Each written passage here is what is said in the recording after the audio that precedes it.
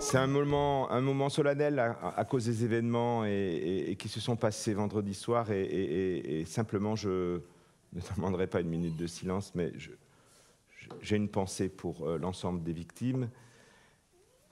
Et nous allons essayer de commencer notre conférence et donc je voulais remercier l'invitation que m'a faite le CIRM.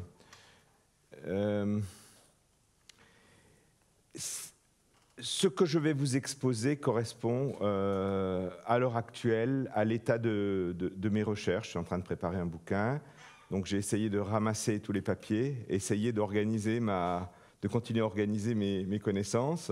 Et donc je vous suis extrêmement reconnaissant de m'avoir invité. Alors déjà dans le titre, la bibliothèque demain, dans le fond, j'aurais pu mettre un point d'exclamation qui aurait voulu dire enfin, ou un point d'interrogation. Je ne sais pas où on va. Alors, pour commencer, je me suis aussi dit qu'il fallait être plaisant. Ce n'est pas mes photos de vacances, mais je voulais vous montrer quelques photos. Alors, est-ce que vous voyez ce machin incroyable? Je regarde ça. Je crois que c'est la tour de Babel. Mais c'est quoi? Quelqu'un a une idée de ce que c'est? Bien, un chapeau, oui. C'est la bibliothèque municipale de Birmingham qui vient d'être inaugurée il y a pas très longtemps. C'est une énorme bibliothèque municipale et alors elle a quelque chose de très particulier. Enfin, elle est inaugurée dans un contexte extrêmement particulier puisqu'il y a 200 bibliothèques qui se ferment en même temps en Grande-Bretagne. Donc on a là déjà l'image d'une contradiction extrêmement forte. Je vous ai mis le nom des architectes en dessous. Alors, c'est une bibliothèque qui en fait, que vous avez peut-être beaucoup, que vous avez tous vu, car elle a servi de décor à un film de Wim Wenders, Les ailes du désir. C'est donc la Staatsbibliothèque de Berlin. Hein, bon,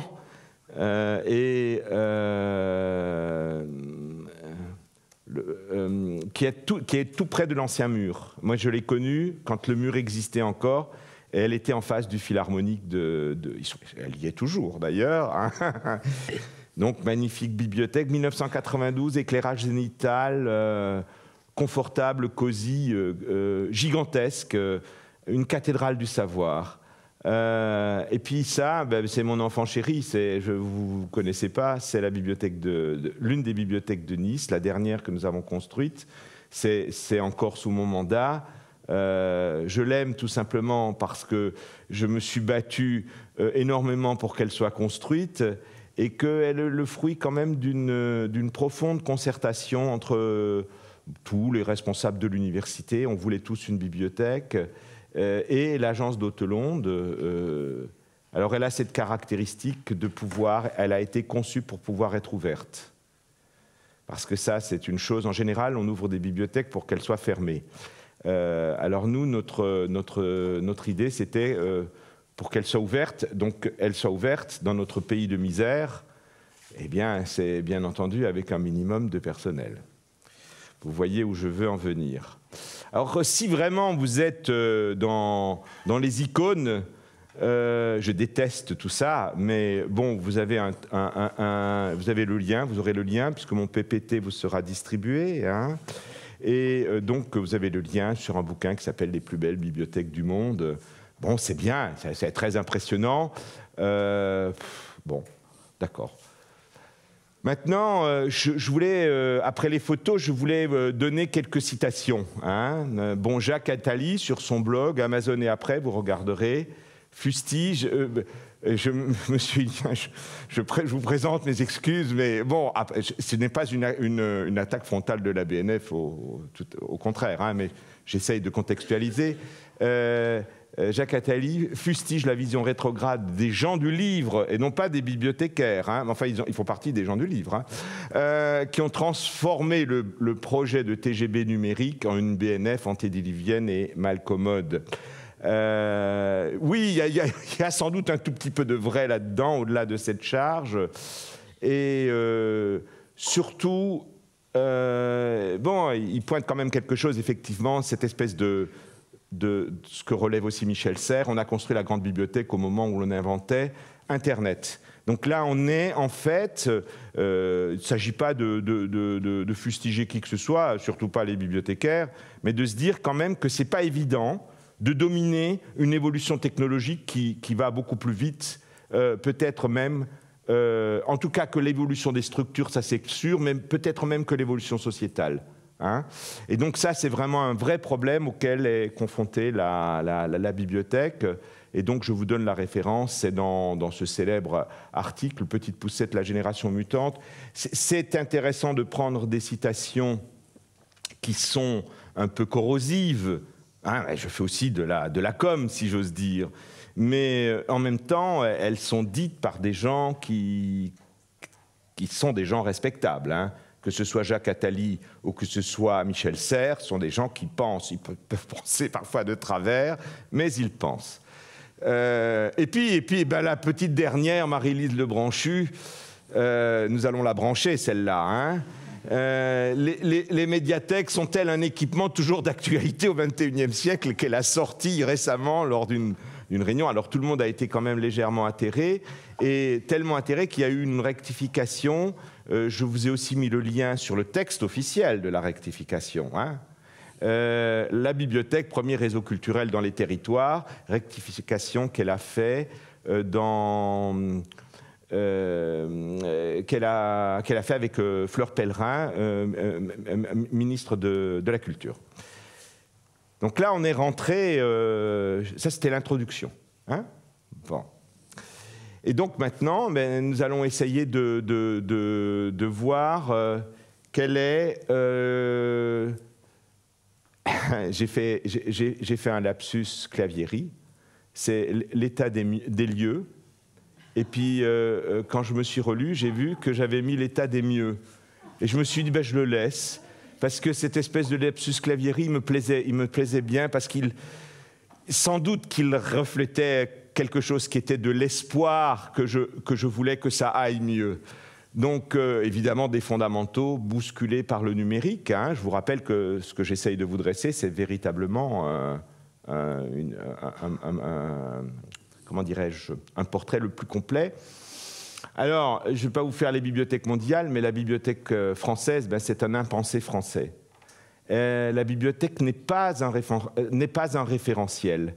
Elle est, bien sûr, certaines ont un poids institutionnel, je pense particulièrement à la BNF, mais en même temps, Denis Merklen, dans un bouquin que je donne en référence que vous allez trouver dans les références que je donne en bibliographie, 70 bibliothèques ont été incendiées de 1996 à 2013. Personne n'en parle. On parle d'état de guerre. Ben, la guerre est déjà déclarée pour ou contre les bibliothèques, je ne sais pas. On les brûle pour que ce soit un feu de joie. Elles brûlent. Sans doute aussi parce que la situation en France est particulière. La conception politique originelle a fait que la conception, oui, originelle des bibliothèques fait qu'on les pense différemment. Elles sont une des incarnations du pouvoir en France. Dans le fond, ne jamais oublier que la BNF n'est jamais que la bibliothèque du roi, hein, l'héritière de la bibliothèque du roi. Ne jamais oublier non plus que le dépôt légal, que tout le monde nous a piqué, qui est une idée géniale, est une idée de censure. C'est ça, c'est pour des raisons de censure qu'un exemplaire a été déposé à la bibliothèque du roi. Donc, incarnation du pouvoir, et c'est ça qui fait aussi que vous voyez ces bibliothèques luxueuses, extraordinaires.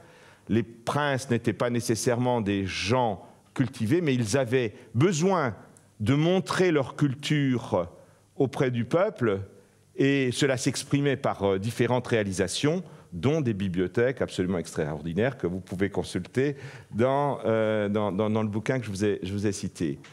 Alors que, par exemple, aux États-Unis, c'est une des incarnations de la liberté d'expression.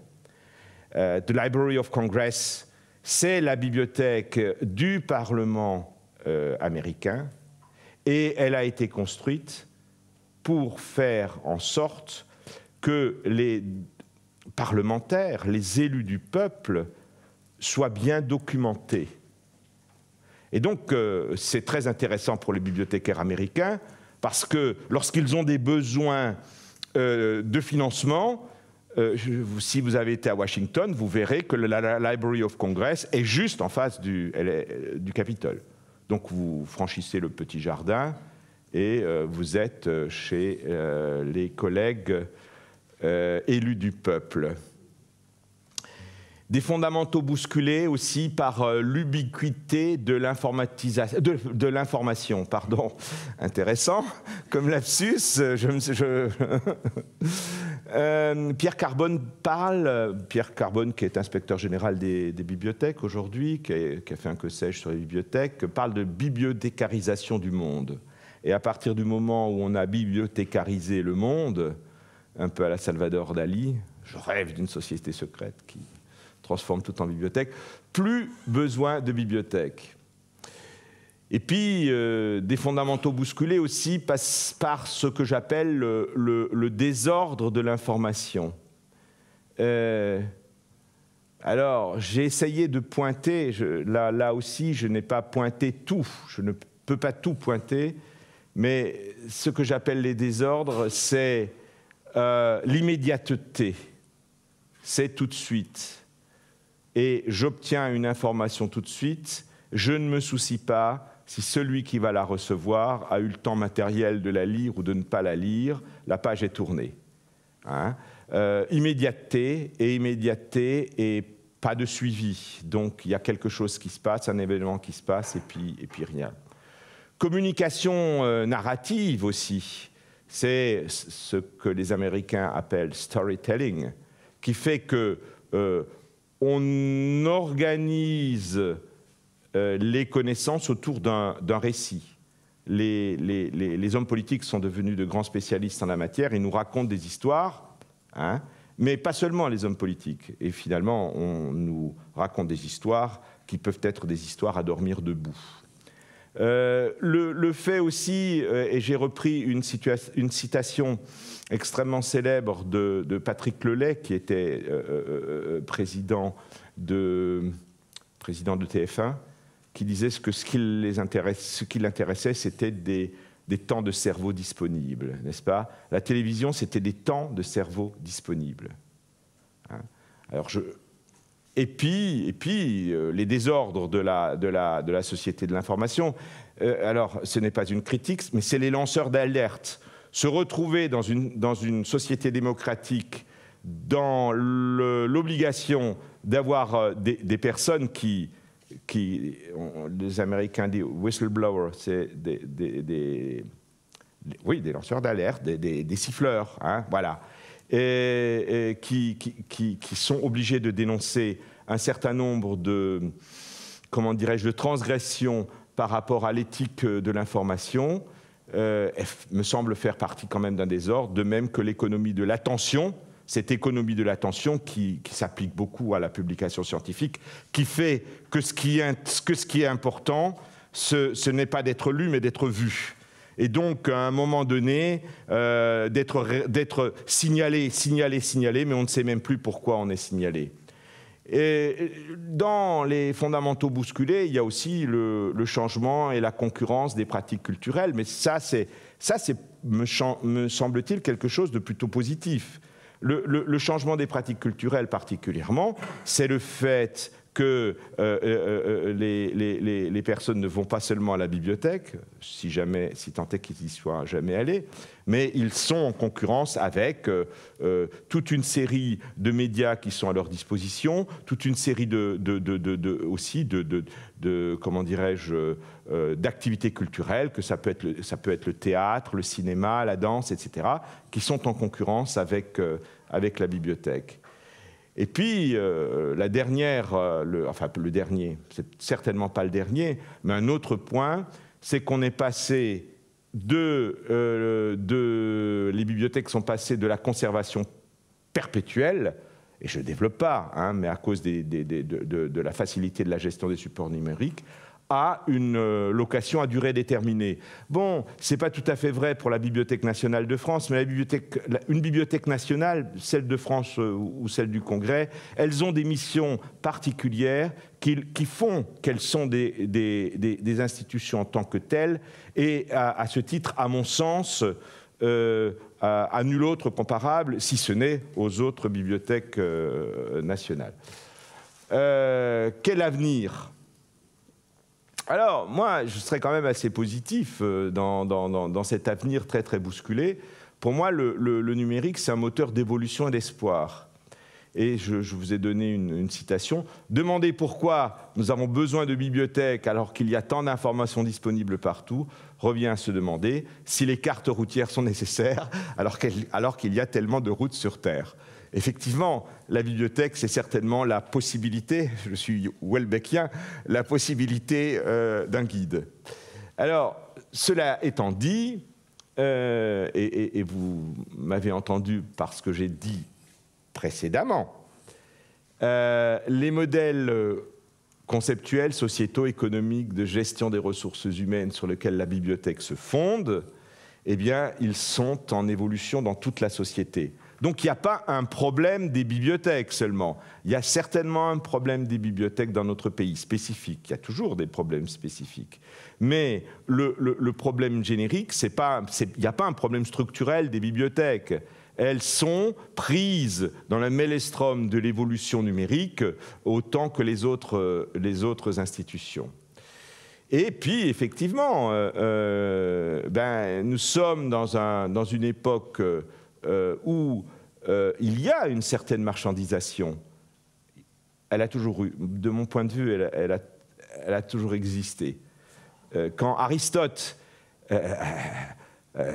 était le précepteur de Alexandre le Grand, il faisait la marchandisation de ce savoir auprès d'un monsieur qui n'était pas tout à fait un démocrate, qui achetait certainement un grand homme, mais qui n'était pas tout à fait un démocrate. Donc ce savoir marchandisé et cette façon de vendre son savoir a toujours existé. Ceci dit, légitimement, on peut néanmoins se poser la question ça ne me choque pas en tout cas qu'on la pose, quel est le retour d'investissement sur une bibliothèque? Et ça, c'est une question qu'on ne se pose peut-être pas suffisamment aujourd'hui. Le vrai défi, finalement, dans cet avenir, c'est de répondre à ces défis sans perdre ni le sens, ni son âme. Alors, quel avenir, toujours? Quels sont les nouveaux modes de fabrication et de transmission des savoirs?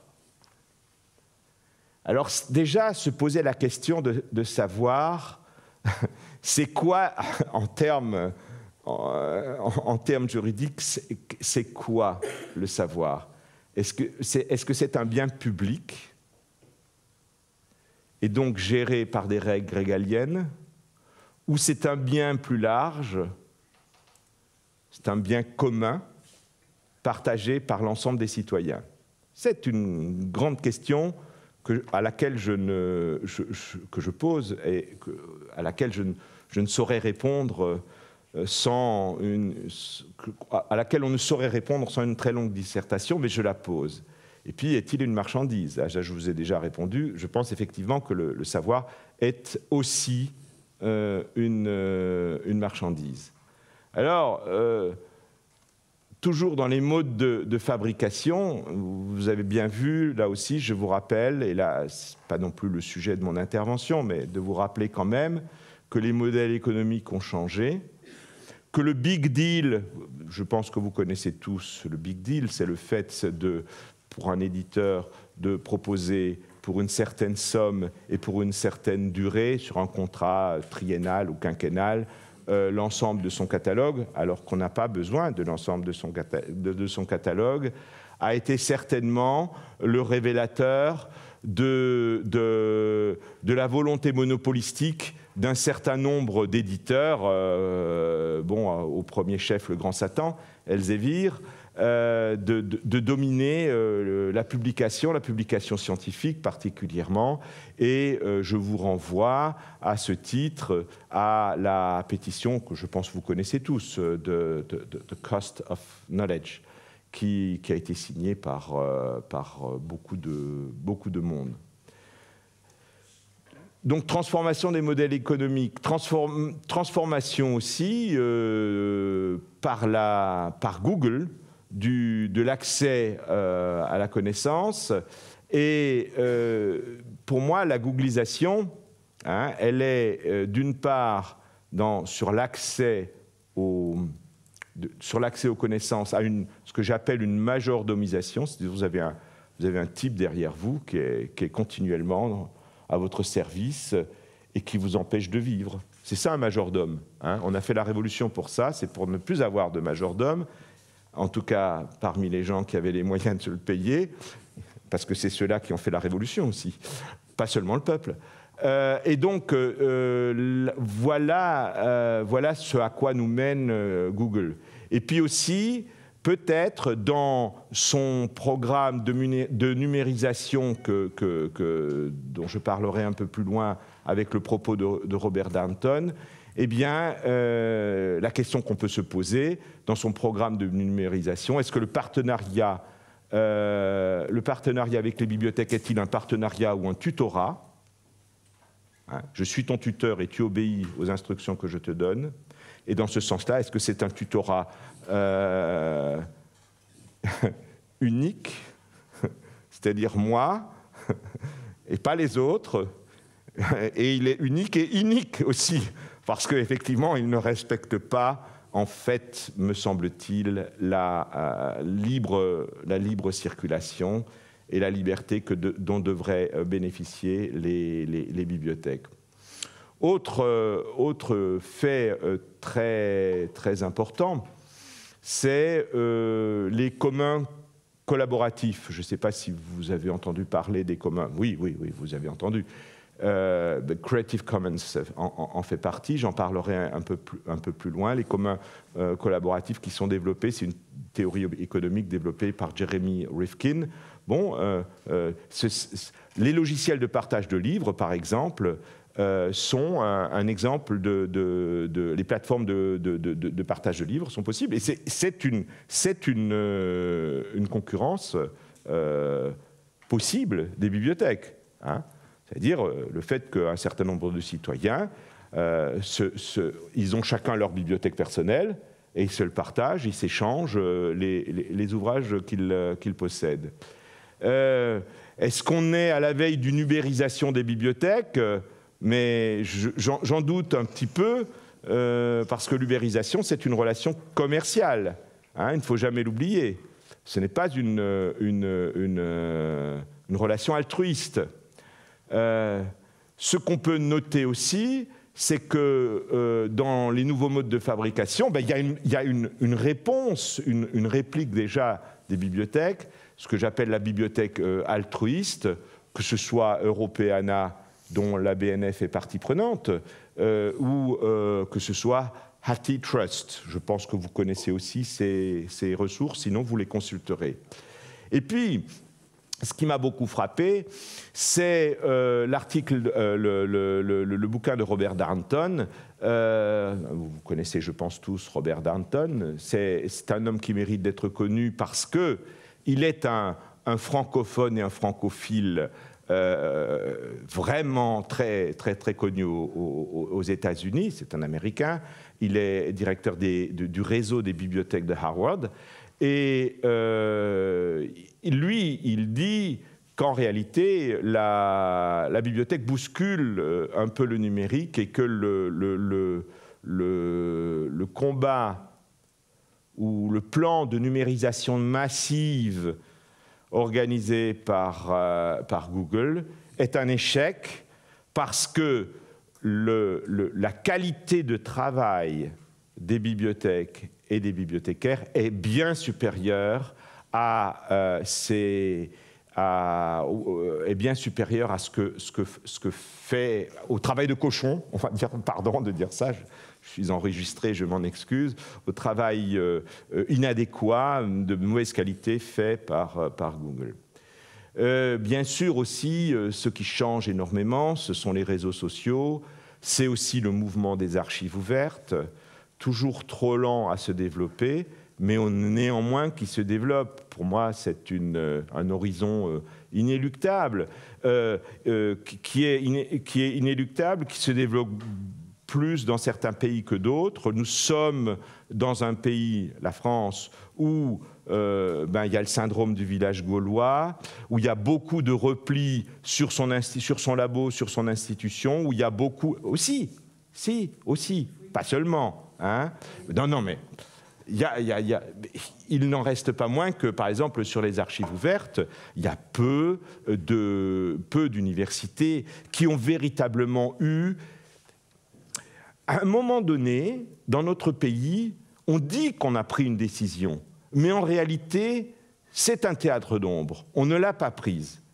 Peu d'universités ont décidé que le dépôt en archives ouvertes était obligatoire pour les chercheurs. L'université de Liège, mais c'est pas en France, pardon. L'université de Liège, non je plaisante, hein, Bernard Rentier a été véritablement un précurseur dans ce domaine-là. Mon ami Bernard Rentier, même, je peux le dire. Un nouveau mode de fabrication et de transmission des savoirs, bien sûr Wikipédia, bien sûr les cours massifs en ligne, je ne peux pas non plus développer, mais aussi le fait du développement de la pédagogie inverse.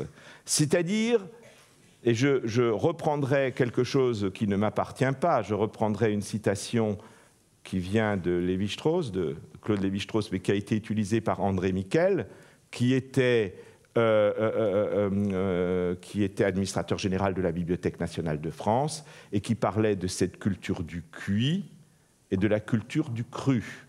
Il fustigeait la culture du cuit, où les enseignants demandaient aux étudiants ou aux élèves de réciter leurs cours, par rapport à une culture du cru, où l'enseignant prescrit des recherches en bibliothèque à ses élèves ou à ses étudiants. Donc ces deux positions qui sont totalement différentes. Et effectivement, c'est quand même quelque chose qui est en train de rentrer dans les mœurs.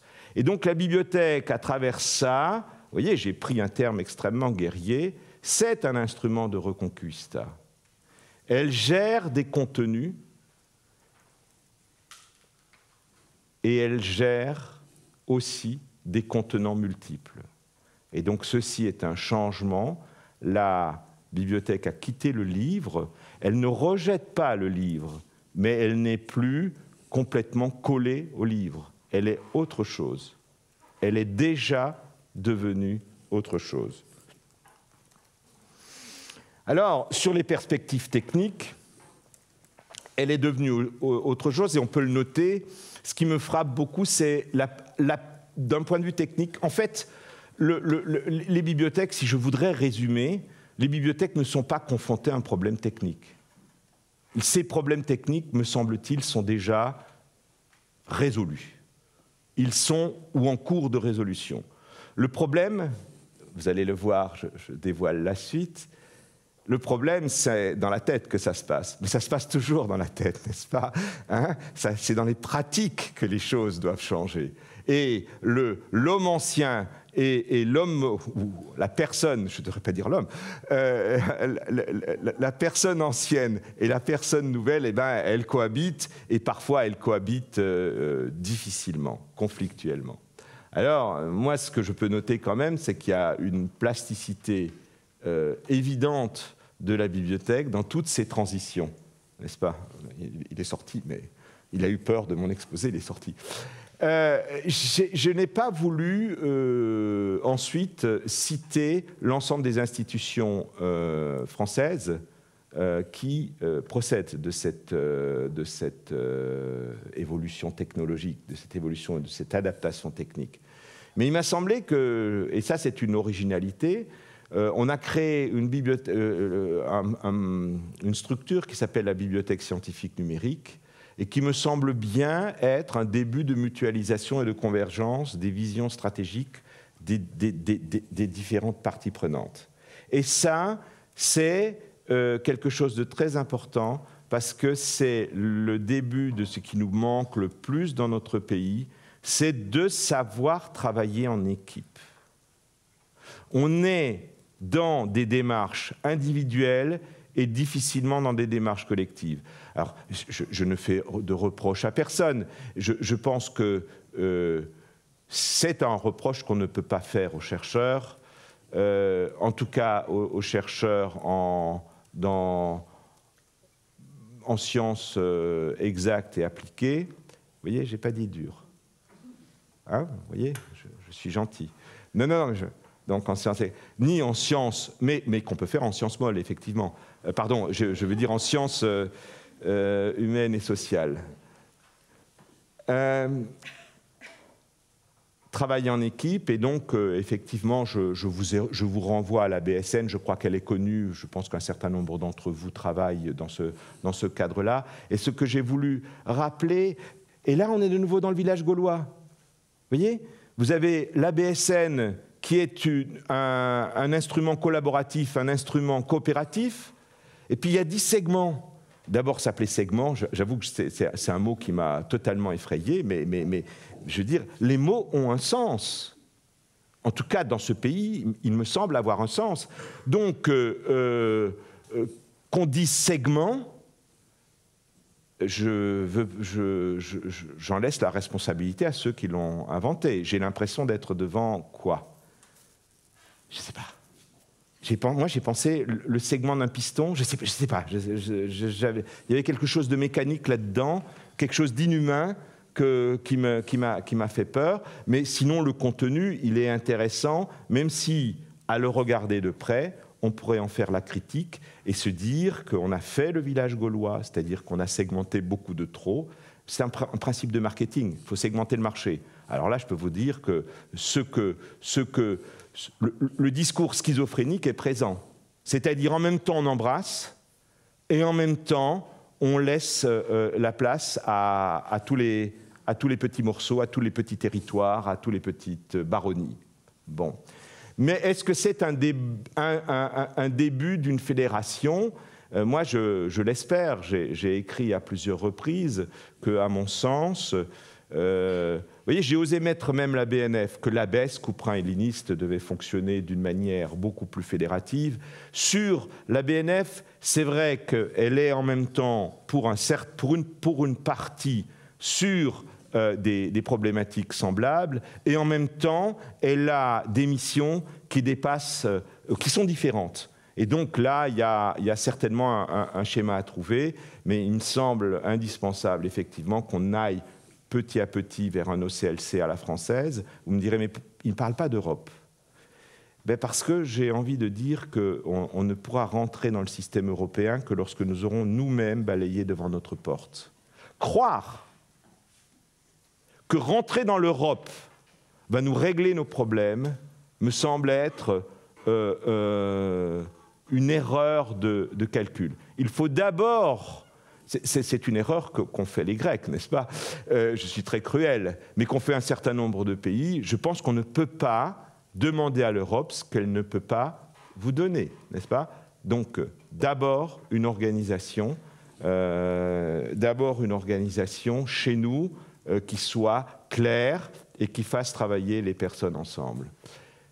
Perspective, donc je vous rappelle que le point est une réflexion sur quelles sont les perspectives économiques de la bibliothèque. Moi, à mon sens, le modèle économique de la bibliothèque, il est aujourd'hui en suspens.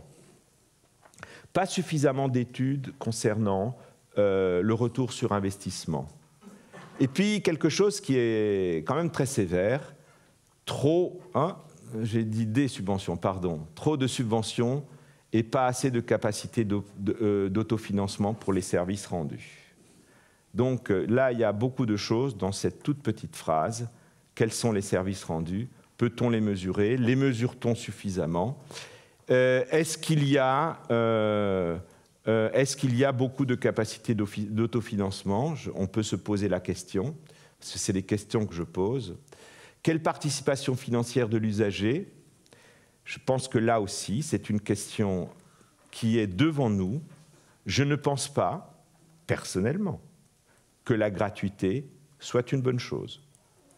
Donc, à un moment donné, il faut sortir de l'idée que tout peut continuer à rester gratuit. Même si on a fait un chemin dans ce sens-là, il faudra le revoir. Après, on peut en discuter selon la profession.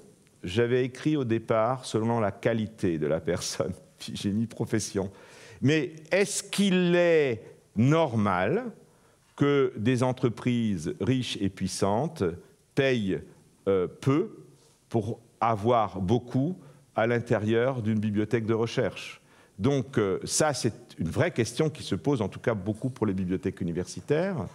Bien sûr, en même temps, de l'autre côté, se poser des questions sur les plafonds de ressources. Moi, je n'y vois aucun inconvénient. Cela dit, je fais partie de cette école qui pense que tous les citoyens devraient payer des impôts. S'ils ne payent pas des impôts, on est dans un système censitaire. Et ce système censitaire nous renvoie dans la première moitié du XIXe siècle. Et ceci ne me semble plus acceptable aujourd'hui. Donc, payer des impôts, alors vous allez me dire qu'ils payent des impôts, on va rentrer dans les détails et on dit, mais oui, mais vous payez des impôts à travers la TVA, etc. Mais il y a une manière symbolique de payer les impôts qui doit être comprise par tout le monde. La symbolique, elle est extrêmement importante dans cette affaire-là. Et puis, quel est le rôle des tutelles de proximité? Et ça, c'est une question assez corrosive aussi que je pose. Dans le fond, que ce soit une ville ou une université, est-ce qu'elle peut se priver d'une bibliothèque largement ouverte si elle veut prétendre au statut qu'elle proclame? C'est-à-dire, je suis une grande université très puissante, avec un fort potentiel de recherche, je suis une grande ville rayonnante, etc. Bon, et alors, ta bibliothèque, elle est ouverte ou elle n'est pas ouverte? Ah, 5 heures, 6 heures par jour pour une bibliothèque municipale. Ah, la bibliothèque n'est pas ouverte le soir. Je ne parle pas du centre de documentation ou de la bibliothèque de maths. Je sais qu'elle est ouverte 24 heures sur 24. J'ai vu ces merveilleuses lumières ouvertes. Ouverte pour qui? Donc ça doit coûter de l'argent aussi, ça. Hein. Bon, mais donc quand même là je taquine un peu, mais je ne veux pas me faire lyncher. Hein. Le rôle des tutelles de proximité, c'est quand même, pour retomber sur nos pieds, de se dire on ne peut pas avoir de double discours. Et qu'à un moment donné, effectivement, si on dit ce qu'on est, alors on le paye. Et le rôle des tutelles de proximité, ce n'est pas de dire, de renvoyer à l'étage supérieur. C'est-à-dire qu'à l'intérieur d'une université, effectivement, il convient de se poser la question de savoir comment je finance les ressources documentaires, comment je finance l'accès à la documentation. D'une manière beaucoup plus claire que ce qui est fait à l'heure actuelle, c'est vrai aussi pour les villes, je reviendrai là-dessus, je parlerai des questions de territoire. Là, alors, on pourrait concevoir aussi, si vous voulez, dans le fond, oui, je me suis un peu fâché contre les questions de financement, mais aussi d'assumer beaucoup plus les complémentarités, de dire les complémentarités entre les bibliothèques. Je suis extrêmement choqué, il y a des complémentarités implicites. N'est-ce pas? Le nombre d'étudiants qui vont travailler à la BNF est extraordinaire. il était tellement extraordinaire à un certain moment que l'État s'est senti obligé, ou le ministère de l'enseignement supérieur s'est quand même senti obligé de rénover un certain nombre de bibliothèques pour qu'elles fonctionnent et pour désengorger un petit peu cette bibliothèque nationale à qui on demandait beaucoup, et d'une manière souvent tout à fait inconvenante. Donc cette complémentarité assumée, elle devrait être assumée, elle devrait être dite. Je ne vois pas suffisamment de bibliothèques publiques, de bibliothèques municipales et de bibliothèques universitaires travailler véritablement ensemble pour leur service de leurs lecteurs. Je ne vois pas suffisamment non plus de bibliothèques de recherche largement ouvertes. On en reparlera dans quelques instants. Largement ouvertes, c'est parfois le dire. Parfois, c'est le dire, parce que ça ne veut pas dire qu'il va y avoir, si les bibliothèques de maths sont ouvertes 24 heures sur 24 à l'ensemble de la population française, pensez-vous véritablement que l'ensemble de la population française viendra? Je n'en suis pas tout à fait sûr. Donc cette complémentarité, eh ben, elle doit être assumée, j'allais dire en comparaison comme dans la grande distribution. Et dans le fond, dans les perspectives économiques, j'avais envie d'un peu crucifier l'exception française, l'exception culturelle française, qui est un manque global de vision au service de l'attribution de moyens insuffisants. Fermez le banc. Vous pouvez garder la citation. Et puis maintenant, là, on rentre véritablement dans le cœur de mon sujet. Pour moi, la bibliothèque, c'est évidemment... ça peut être une bibliothèque spécialisée, ça peut être pour beaucoup de choses, mais c'est d'abord un instrument sociétal. Et donc, là aussi, je vous rappelle cette théorie américaine cette analyse américaine du troisième lieu. Hein, vous avez 3 lieux, un lieu foyer, un lieu travail et un lieu vie sociale. Et la bibliothèque fait partie de cette vie sociale. Cette perspective sociétale de la bibliothèque, c'est aussi, elle se fait aussi par l'architecture. Et là aussi, nous retombons dans les contradictions. Quelle architecture? Combien de fois, je peux le traduire, territoire de l'élu, territoire du bibliothécaire. Qu'est-ce que c'est le territoire du bibliothécaire? Qu'est-ce que c'est le territoire de l'élu? Le territoire de l'élu, c'est le machin que vous avez vu au début, n'est-ce pas?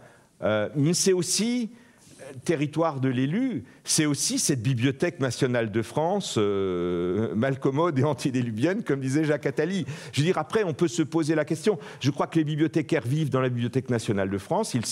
Je pense qu'ils s'en accommodent. Et parfois, ils ont des très, très grandes portes.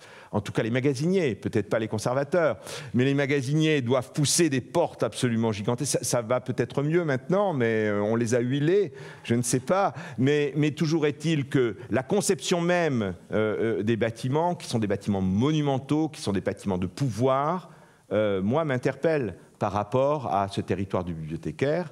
Et j'essayais de vous montrer ça. Et de nous poser la question de savoir comment l'urbanisme peut conduire à l'urbanité, ce qui serait une bonne idée, n'est-ce pas?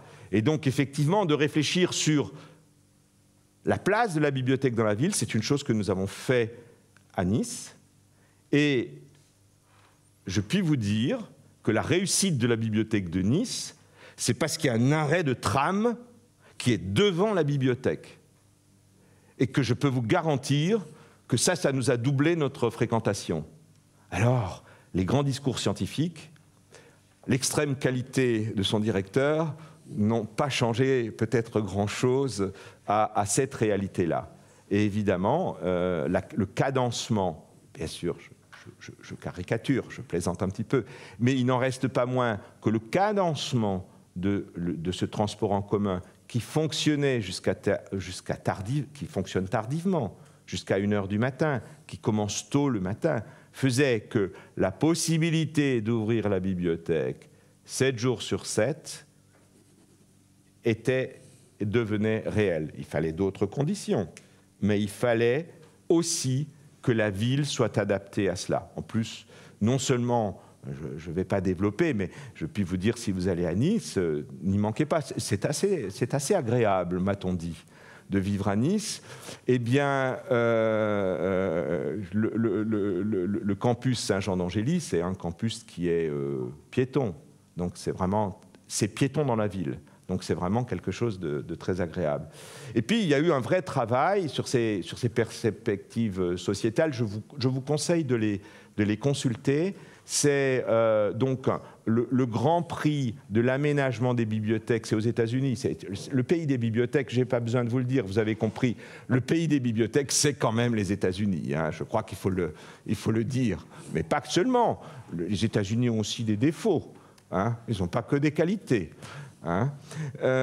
Donc, je vous conseille de le regarder parce que chaque année, et ça, c'est, si vous voulez, le Grand Prix Livre Hebdo des bibliothèques me semble être de même nature, en plus modeste, parce qu'il a moins d'écho, mais je pense qu'il montre ce qui se fait dans les bibliothèques à un moment donné, tant dans l'accueil que dans l'architecture, que dans le développement des collections. Et je pense que ça, c'est très important. Je pense que vous connaissez tous. Et puis, ben oui, quelle collection dans les bibliothèques, parce qu'une bibliothèque, c'est une collection. Et c'est ce que je vous disais avant. J'ai essayé, là aussi, de trouver... c'est de la monogamie à la polygamie. Hein. Et de se dire qu'aujourd'hui, eh bien, la bibliothèque, c'est pas seulement, bien sûr, des livres. Et c'est tellement vrai qu'il y a une bibliothèque, toujours aux États-Unis, à San Antonio de Bexar, au Texas. Les Texans ont toujours été des gens très étranges. Il existe une bibliothèque sans livre papier. Hein. Donc, c'est une bibliothèque totalement électronique, une bibliothèque publique, hein, j'entends bien, pas une bibliothèque de recherche. Et donc, la question, effectivement, pour la bibliothèque, c'est d'assurer la pérennité de l'accès aux ressources documentaires. Et puis, je recoupe sur ce que j'ai dit. La question qu'il faut aussi se poser, c'est quels sont les publics ? Et pour moi, la bibliothèque, fondamentalement, si vous voulez, il y a un postulat. Je ne sais pas si je fais bien de me lancer dans des mots mathématiques devant des mathématiciens. C'est un postulat, allez, je crois. Tous les publics. Quoi qu'il arrive, tous les publics, toutes les catégories socio-professionnelles. Des enfants qui sont ceux qui vont payer un jour nos retraites et ceux que nous devons éduquer. Je le rappelle, hein. Peut-on envisager de former des enfants à la lecture sans plan lecture, pas de plan lecture sans les bibliothèques? Mais en France, oui.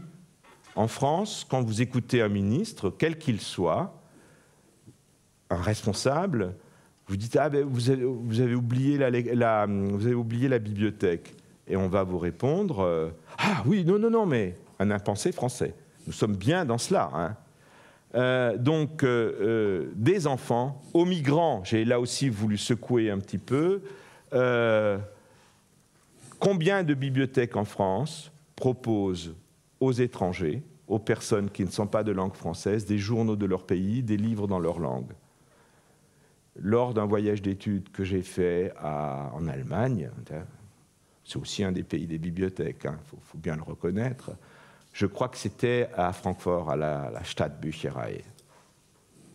Il y avait des journaux en turc, mais des collections de bouquins en turc. J'ai trouvé ça extraordinaire. C'était il y a longtemps, 30 ans au moins. Donc il faut arrêter, oui. Et puis ne pas exclure, parce que j'ai été très surpris de voir combien... je ne sais pas si vous en avez entendu parler, de découvrir combien il y a eu une véritable cabale devant la rénovation. Vous voyez, je prends parti là aussi il y avait un projet de rénovation de la New York Public Library, NPIL. Hein, je vous ai fait un lien dessus. Et c'est les lecteurs, certaines catégories de lecteurs, et ça m'a beaucoup navré parce que c'était beaucoup d'universitaires, n'est-ce pas, qui ont protesté sur cette rénovation, qui était une rénovation ouverture. C'est de dire, nous ne voulons pas de cette rénovation parce qu'elle fait rentrer trop de grand public à l'intérieur de la New York Public Library. Et c'est une chose qui ça me chiffonne. Je me dis que d'un point de vue conceptuel, c'est inadéquat. Ne pas exclure, que ce soit à la NPIL ou à la BULAC, puisque vous avez entendu peut-être cette pétition qui est encore plus gauloise, que là on fait mieux que les Américains. C'est les étudiants de l'ancienne INALCO qui protestaient contre les autres étudiants d'autres universités qui, dans le cadre d'un presse sans doute ou d'une commu, faisaient qu'ils fréquentaient cette bibliothèque-là. Donc ils voulaient vraiment que ce soit stricto sensu réservé aux étudiants originels de l'université. Vous lirez l'article sur la BULAC, je ne sais pas si vous en avez entendu parler. Je pense qu'il faut effectivement arrêter ces conceptions de l'ancien régime. De l'autre côté, perspective sociétale, vous voyez aussi qu'il y a des fédérations de lecteurs qui se sont créées autour d'un mouvement qui s'appelle Save Libraries, où le lecteur est militant. C'est organisé par l'association... Combien j'ai? Combien? Bon, ça va. Je suis à 14. C'était un reproche ou qu'est-ce que... Non, mais je suis prêt à... Merci, c'est gentil. 15 minutes, mais j'ai... écoutez, on fait une pause là maintenant. il y a presque plus de diapos. C'était quelle association, Save Libraries? Save the Libraries. Oui, elle m'a troublé là, ce qui est quand même toujours un peu difficile. Save Libraries, c'est American Library Association. Hein, donc la grande, c'est pas ARLA, hein, donc pas celle des bibliothèques de recherche, mais bien celle de toutes les bibliothèques. Je vous ai mis beaucoup, si vous voulez, là je le dis aussi, je vous ai mis beaucoup de liens pour que après vous puissiez effectivement consulter. Qu'est-ce que j'ai fait? Oui, j'ai passé à la suivante, c'est bien ça. Je suis vraiment troublé. Hein. Donc, perspective sociétale, c'est aussi de se poser des questions, quand même, là, fondamentales, qui sont quels sont les services qu'on rend. Quels sont les services que rend la bibliothèque aujourd'hui?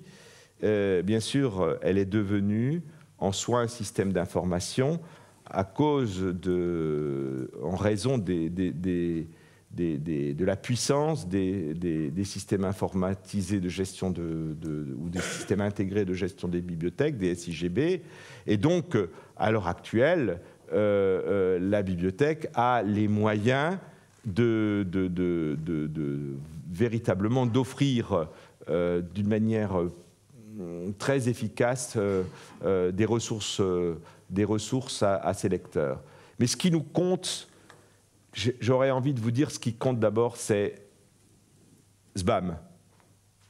Sourire, bonjour, au revoir, merci. Vous connaissiez SBAM? SBAM, c'est quand vous faites une école de marketing, une école de gestion, on apprend ça aux caissières, n'est-ce pas? Oui, mais c'est pas choquant, la grande distribution. Elle existe. Et d'ailleurs, vous y allez, vous la fréquentez certainement. Et peut-être que vous la fréquentez plus que les bibliothèques. Hein? Bon, donc vous devriez avoir honte. Non, je plaisante, c'est un gag. Hein? Gag. Comment? Oui, il y a de tout, je sais. Mais alors, donc ce qui est intéressant, évidemment mon propos était provocateur, un peu provocateur. Et je vois que j'ai réussi. Donc, le point, c'est quand même l'accueil. C'est avoir ce sourire, avoir cette affabilité. Bien sûr, c'est l'assistance. L'assistance, c'est effectivement, est-ce que je peux vous aider, je ne peux pas vous aider, le sentir. N'est-ce pas? Parce que ce que je vous décris là, c'est aussi ce que doit être le travail du bibliothécaire et ce que doit être le bibliothécaire. Derrière chacun des mots, les mots que je vous ai dit sont peut-être des faibles mots, peut-être qu'ils ne sont pas très intéressants, mais enfin, j'ai essayé d'y réfléchir. Donc, voilà. De l'assistance, du tutorat. Combien je vois de nos étudiants et aussi de nos citoyens qui errent. Ils errent dans les rues. Nos hommes politiques errent aussi dans leurs idées. Mais ils errent aussi dans les bibliothèques. Revenons à nos bibliothèques. Ils errent aussi dans la bibliothèque. Et ça, je pense que ce n'est pas possible. Et je pense qu'il faut effectivement qu'au-delà de l'accueil, eh bien, qu'on leur offre, qu'on leur propose un tutorat. Pas qu'on leur impose un tutorat, comme M. Google. Qu'on leur impose un tutorat. Ne jamais oublier que, de mon point de vue, une bibliothèque, c'est une autre manière de transmettre les connaissances. Ce n'est pas une concurrence à l'égard des enseignants, c'est une complémentarité. Et je crois qu'elle est riche de sens et elle est très efficace si elle est consentie par les deux parties. C'est aussi, et je pense que c'est là que réside l'une des forces des bibliothèques américaines, c'est le rôle que jouent les bibliothèques, on parlait de transmission de connaissances, sur la formation continue. Elles sont l'un des grands instruments de formation continue. Vous savez que la formation continue est beaucoup plus développée aux États-Unis que dans notre pays. Et donc, vous avez beaucoup de gens qui ne sortent pas de l'école normale supérieure, qui ne sortent pas de l'école des chartes, qui ne sortent pas de l'ENA, et qui font quand même des carrières, qui ne sortent pas de Harvard, mais qui font quand même des carrières absolument remarquables, et à travers la formation continue. C'est une deuxième, une troisième, une quatrième chance, et ça, je pense que c'est quelque chose qui fait la force de ce pays, mais je ne fais pas de cours sur les États-Unis, j'essaye de parler des bibliothèques. L'importance de la formation continue, donc d'avoir un dispositif, d'avoir aussi des dispositifs de réponse qui se mettent de plus en plus en place, hein, qui existent, de type guichet du savoir ou UBIB, bien sûr. Je ne le développe pas parce que je pense que tout le monde connaît. Dispositifs aussi qui se mettent en place d'une manière pas évidente, à travers le concept de Learning Center. Hein. Le Learning Center, si vous allez, Learning Center, centre d'apprentissage, si vous allez, j'ai oublié son nom, c'est aux Pays-Bas, un très beau Learning Center. Oui, oui, aussi. Oui, oui, oui, tout à fait. Ce qui est caractéristique, c'est que les enseignants font des permes dans le Learning Center. Et donc, ils reçoivent... Je ne parle pas en France. Hein, donc, dans le fond, ils n'existent peut-être pas, les Learning Centers en France. On a dit, on leur a foutu une étiquette. Il y en a un à Nice. Hein. Non, mais je suis un peu corrosif là aussi. La philosophie même du Learning Center fait que l'enseignant reçoit ses étudiants dans cet endroit-là. Et donc, on rediscute, on échange. Bon, voilà, je fais une perme, je vous reçois. Je crois que c'est quand même quelque chose de très important. Je vois, mes enfants sont étudiants, et je l'ai toujours vu. C'est pas si facile que ça que les étudiants puissent parler avec leurs enseignants. Pour ceux qui sont enseignants dans la salle, eh bien, pensez, est-ce que vous êtes disponible là? Vous êtes là? Je vous attends. Je suis là à votre disposition pour vos questions à la fin de chaque amphi. Je ne sais pas. C'est une question qu'on peut se poser. Donc, le Learning Center, c'est ça. C'est une philosophie de l'interaction, hein, et une philosophie de l'accompagnement, de l'apprentissage. de cet apprentissage dans lequel nos étudiants, par rapport aux étudiants de ma génération, nos étudiants actuels, sont extrêmement investis. Parce qu'effectivement, là aussi, sociétal, comment dirais-je, l'avenir de nos étudiants, ils en ont une bien plus grande conscience que celle que nous avons pu avoir lorsque nous vivions dans les 30 glorieuses, c'est-à-dire les perspectives de chômage, les perspectives d'évolution économique font que les étudiants d'aujourd'hui sont des étudiants qui sont, à mon sens, beaucoup plus responsables qu'ils ne l'étaient autrefois. Autre manière aussi d'orienter la recherche. Quel service rendu par la bibliothèque? Bien sûr, l'édition. Et je vous ai trouvé cette délicieuse citation de Louise de Villemorin à Gallimard. Je méditerai, tu méditeras. Et la réponse qu'en font deux chercheurs en sciences économiques et gestion de mon université, qui sont les rédacteurs en chef de la revue d'économie industrielle, je méditerai, tu méditeras. Et je pense que c'est tout à fait la manière dont les choses se font. Et donc le rôle de l'édition, le rôle éditorial de la bibliothèque, à mon avis, c'est un de ces grands horizons aujourd'hui d'avenir. À mon sens, les bibliothèques devraient prendre en charge le développement des archives ouvertes. Je pense que c'est fait beaucoup dans les bibliothèques de maths, je crois, dans le RNBM, c'est ce qui est fait, ça devrait être fait partout. Je pense que ça, c'est tout à fait exemplaire. Je pense aussi qu'il y a des métiers qui existent, et donc, ma foi, les chercheurs doivent beaucoup savoir, de toute façon, dans tout métier, vous avez intérêt à savoir manipuler l'ensemble de ce qui vous entoure, de comprendre ce qui vous entoure, pour autant, pas nécessairement de tout faire, parce que sinon, c'est très, très chronophage. Dans le fond, donc, je ne développe pas cette idée du rôle de la bibliothèque en tant qu'éditeur, mais aussi un rôle tout à fait nouveau, qui est celui d'être un lieu de Fab Lab. C'est-à-dire, à un moment donné, de donner la possibilité à tout citoyen, que ce soit en université ou que ce soit dans le grand public, à savoir qu'il y a un endroit dans la ville où on peut fabriquer quelque chose. Et puis peut-être que dans la perspective sociétale de la bibliothèque, j'ai inventé Slow Library. Ça n'existe pas, hein, je ne sais pas si ça existe, à partir du concept de slow science qui existe. Il y a un manifeste qui existe, qui est simplement de dire à un moment donné que pour chercher, il faut donner du temps au temps. Et qu'on ne peut pas simplement se situer dans quelque chose qui doit aller très vite, trop vite. Et le temps de vérifier, le temps de réfléchir, le temps d'échanger. Et donc, effectivement, la bibliothèque apparaît comme un média du temps long. Quelle ouverture? Bon, moi j'ai beaucoup défendu cette idée-là. L'ouverture, c'est le plus large possible, tous les jours.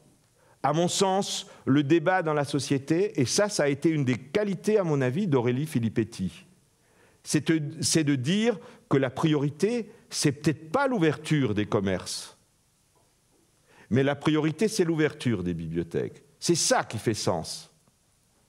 Et bon, les choses étant ce qu'elles sont, il me semble bon que si les commerces sont ouverts, les bibliothèques le soient aussi. C'est vrai pour les théâtres, c'est vrai pour les cinémas, c'est vrai pour d'autres activités culturelles. À mon avis, ça n'a pas de sens. Les bibliothèques doivent être ouvertes 7 jours sur 7. Et dans le fond, ça plaît moyennement aux bibliothécaires, je peux le comprendre. Mais c'est des choses qui doivent s'organiser. Je ne le développe pas parce qu'il y a vraiment une littérature très importante là-dessus. Et puis, quel personnel ? J'ai voulu être extrêmement provocant parce que c'était le San Francisco Times qui avait publié un article « Save the libraries, not the librarians ». Et je trouvais assez drôle. Donc sauver les bibliothèques, mais pas les bibliothécaires, hein, mais de savoir que pour faire fonctionner une bibliothèque, eh bien, on a besoin de professionnels, mais on peut peut-être aussi avoir besoin d'étudiants. Je le dis très simplement. Plutôt que de les envoyer travailler au McDo ou à Ocean Drive, eh ben, c'est peut-être pas mal de les faire travailler dans nos bibliothèques. C'est une autre manière de découvrir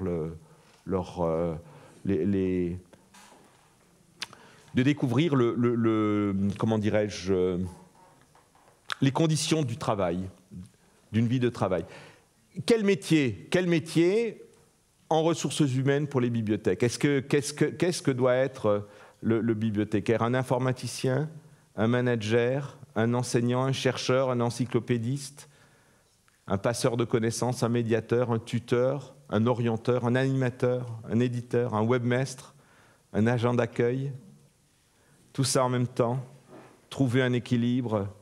Il est clair que les statuts, et je vais sauter, les statuts de la fonction publique, dans ce sens-là, sont très, très, très bloquants. Je pense qu'il est tout à fait regrettable que les passerelles qui existent là aussi, dans d'autres pays, soient si difficiles à franchir et si périlleuses. Elles sont des passerelles himalayennes, hein, au-dessus de fleuves déchaînés. Donc c'est vraiment, vraiment aujourd'hui quelque chose de difficile. Je sais que j'ai plus beaucoup de temps, c'est pour ça que je vais un peu plus vite. Et puis aussi le fait de se poser la question de la formation des bibliothécaires. Je trouve qu'il n'est pas assez développé. Bon, quel rôle pour les IUT? Les IUT existent puisqu'il y a des DUT métiers du livre. Les universités, trop peu d'universités ont encore des formations dédiées aux bibliothèques. Les écoles d'ingénieurs, je me pose la question. J'ai une toute petite réponse, mais je n'ose pas la dire, parce qu'il y a certaines écoles d'ingénieurs, je pense à l'Université de technologie de Compiègne, par exemple, qui se posent des questions sur ce sujet-là. Et surtout, ce que je peux dire, c'est que la scène centrale, qu'est l'école nationale supérieure des sciences de l'information et des bibliothèques à Lyon, ne joue pas entièrement son rôle. Et ce n'est pas lui faire offense. Elle devrait jouer ce rôle de réorienteur et surtout d'animateur d'un réseau. Je pense que là, il y a véritablement un travail à faire, et particulièrement un travail à faire avec les universités. Et puis bon, la question de savoir aussi quels sont les diplômes. Et je crois que le diplôme, je vous marque LMD, les niveaux licence et master existent. Je regrette infiniment qu'il n'y ait pas un doctorat obligatoire pour certaines catégories de personnel, donc effectivement la catégorie A+ dans les bibliothèques, où le doctorat soit pratiquement obligatoire. C'est une chose que je serine depuis 20 ans et qu'on commence à découvrir maintenant, puisque dans le fond, je vais vous dire, quand on choisit un directeur, qu'on veut un professionnel qui dirige une grande bibliothèque encyclopédique, le discriminant va être « a-t-il un doctorat ou n'a-t-il pas un doctorat ?» Donc de toute façon, il est là, ça existe.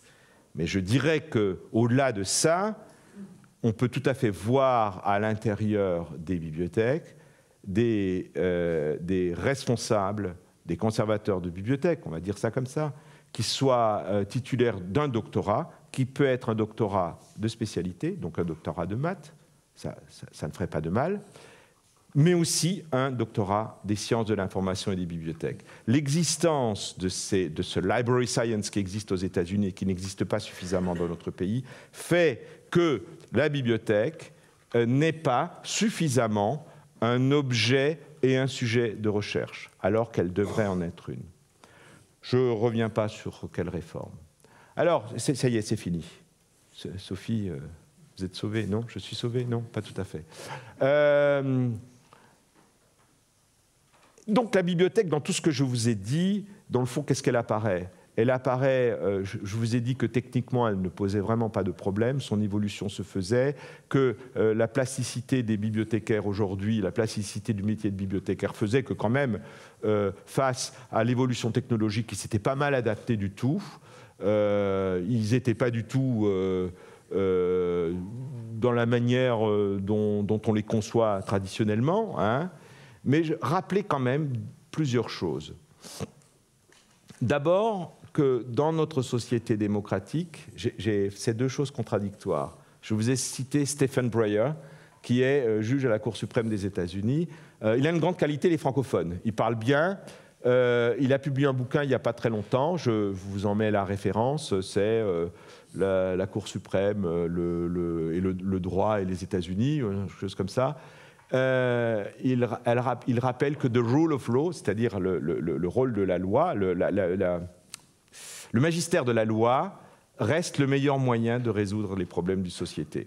Et puis, j'ai voulu vous citer un autre professeur de droit, très très connu aussi, qui est le fondateur de Creative Commons, Lawrence Lessig, qui dit « Code is law ». Donc c'est un petit peu l'inverse. Il a introduit d'ailleurs il estime, entre autres, que le copyright est le pire des moyens, est un obstacle à la circulation de l'information. Alors, sur ce point, j'ai regardé, je me suis dit, dans le fond, beaucoup de pays ont des lois. La France adore les lois. Elle a une loi sur les archives, par exemple, pour ne pas aller beaucoup plus loin, mais elle n'a pas de loi sur les bibliothèques. Comme c'est intéressant. C'est un impensé français. Et pourtant,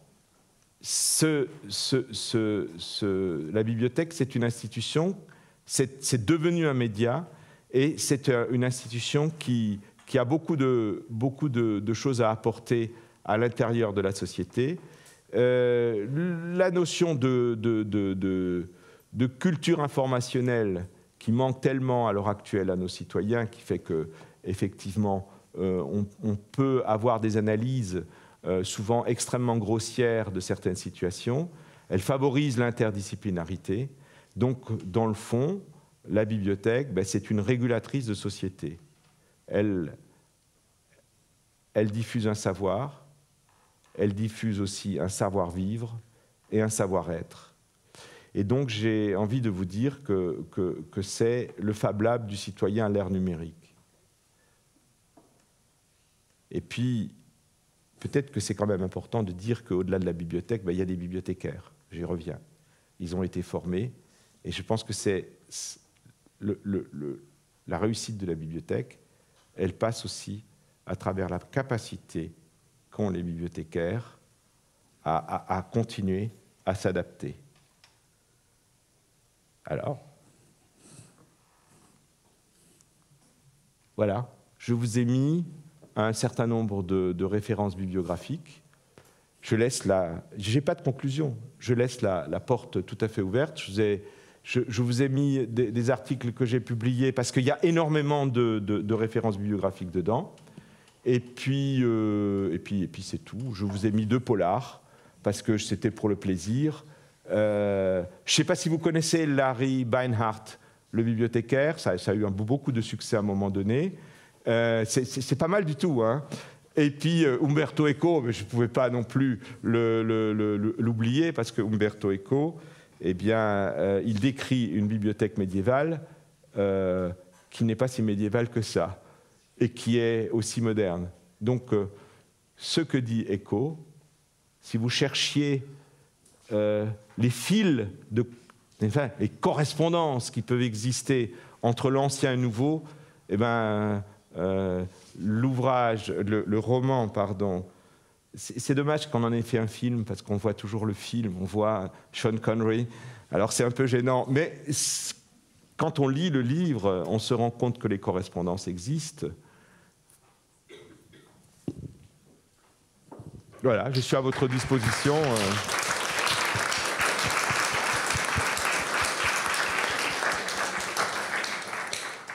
On a le temps pour 1 ou 2 questions seulement. Bon, c'est un témoignage de chercheur.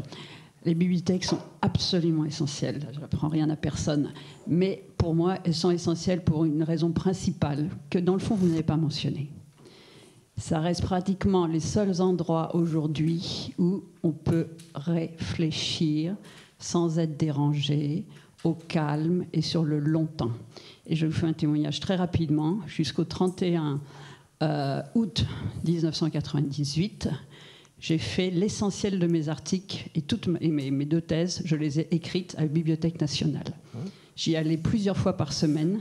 Pas pour les bouquins, parce que malheureusement je fais des maths, il n'y avait pas beaucoup de bouquins de maths et de trucs comme ça pour moi, mais pour le calme, la concentration, et parce que c'était le seul endroit à Paris où je ne serais pas dérangée de 9h du matin à 20h le soir, et où personne ne viendrait me chercher. Je ne pouvais pas aller à la bibliothèque de maths ou de physique ou de tout ce que vous voulez à l'école normale, parce que tout simplement les gens me connaissent et j'étais toujours dérangée. Donc c'est des endroits absolument essentiels. On est payé pour penser et on ne pense plus. Et il nous faut des endroits qui préservent au minimum ça. Le reste sera en surcroît. Mais il me semble avoir dit, médias du temps long, pour moi, je l'ai peut-être, je me relirai, je verrai si j'ai oublié, si je n'ai pas suffisamment insisté sur un certain nombre de points, bien sûr, bien sûr. Mais on achète le calme, la concentration. Ce dont on a besoin, c'est le calme, la concentration et le temps long, mais au sens du travail quotidien, pas du... Vous avez parlé de temps long, bien évidemment. Vous avez parlé de sous le science, tout ça, c'est très bien, mais c'est un instrument essentiel de ça. Voilà. Je suis d'accord avec vous. Une autre question? Oui. Pour revenir sur la BSN, je suis tout à fait d'accord avec ce que vous dites sur la BSN. Enfin, je regrette aussi qu'elle soit segmentée. Pour moi, segmentée, j'interprète ça comme découpée, comme un saucisson en 10 tranches, et c'est bien réussi. Et je déplore ça aussi parce que, par exemple, il y a le premier segment qui s'occupe des acquisitions. Ça me semble aberrant que ce segment travaille indépendamment des segments sur l'édition scientifique. Et il manque réellement une vision d'ensemble. Par ailleurs, pour ce qui est de la BSN 1, qui est très stratégique, depuis que Couperin s'est élargi, ce groupe ne fonctionne plus. Il y a vraiment un problème. Enfin, je crois que, à mon point de vue, BSN mériterait d'être refondé et pas sous forme de segment. Mais oui, oui, je crois, nous sommes tout à fait d'accord, hein, mais si vous voulez, quand vous faites un exposé, moi je travaille sur ce sujet-là maintenant, j'essaye d'avoir une vision, j'essaye d'avoir une vision à peu près globale des choses. Je dois parfois modérer mes critiques, si vous voulez. En même temps, quand on voit qu'il y a quand même un premier pas qui se fait, n'est-ce pas? BSN, c'est quelque chose de, moi je pense, intéressant. Ce qu'on voit, c'est la faiblesse aussi de la politique, dans le fond, hein, du ministère, ou la faiblesse du ministère. Que diable, il arrive à imposer... Comment fait-il pour arriver à imposer des communes, mais qu'il n'a pas la volonté politique de faire quelque chose de beaucoup plus important, qui est de faire marcher l'ensemble des segments de la BSN véritablement ensemble. Ça, c'est quelque chose de pas mystérieux du tout, pour moi, n'est-ce pas? Quelque chose de très, très critique. Donc, je crois que l'avenir, en tout cas pour nous, hein, pour les grandes communes, je ne suis pas sûr, parce qu'on va découvrir que small is beautiful dans 10 ans. Et donc, on va redétruire et redécouper un certain nombre de choses. Ça s'appelle la réingénierie. Hein. Les entreprises américaines, il y a quand même des choses à apprendre, hein, chez les Américains. Hein. Les entreprises américaines, elles arrivent, elles se reconstruisent. C'est la déconstruction créative, ou la destruction créative de Schumpeter. Hein. Bon, bon, on est dans cette époque-là. Bon, est-ce que c'est bien, est-ce que c'est pas bien? Mais toujours est-il que là, il y a vraiment des questions à se poser. Et pour moi, l'objectif aujourd'hui concernant la documentation, ce serait effectivement d'avoir une agence qui regrouperait, qui fédérerait, je ne parle pas de fusion, mais qui fédérerait l'ensemble de ses partenaires pour essayer de sortir quelque chose. Évidemment, à la tête de l'agence, pas moi, je ne suis pas candidat, non, je plaisante, mais je veux dire quelqu'un qui soit capable d'avoir cette capacité de management, d'organisation, pour faire en sorte qu'il en sorte quelque chose. Un OCLCR, français. Pardon. Je pense qu'on va remercier Monsieur Clé.